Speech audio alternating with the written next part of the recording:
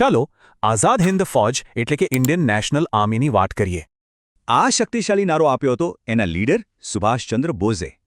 આ આખી મૂવમેન્ટના સૂત્રધાર હતા કરિશ્માઈ નેતા સુભાષચંદ્ર બોઝ.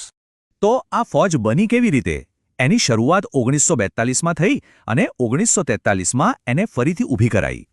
એમનો ગોલ એકદમ ક્લિયર હતો: અંગ્રેજો સામે હથિયાર ઉઠાવીને ભારતને આઝાદ કરાવવું.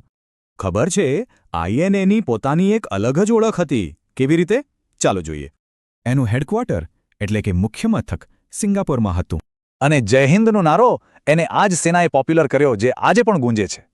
એટલું જ નહીં, એમની પાસે રાણી ઝાંસી રેજિમેન્ટ હતી, ફક્ત મહિલાઓનું ફાઇટર યુનિટ. યુદ્ધ પત્યા પછી આઈએનએની કહાણી પૂરી નથી થઈ. શરૂ થયા લાલ કિલ્લાના પ્રખ્યાત મુકદ્દમા. આ ટ્રાયલ્સને કારણે આખા દેશમાં દેશભક્તિની એક નવી જોરદાર લહેર ફરી વળી. આનાથી એક બહુ ઇન્ટરેસ્ટિંગ સવાલ ઊભો થાય છે: કઈ રીતે એક લશ્કરી હાર દેશની રાજકીય જીત બની શકે?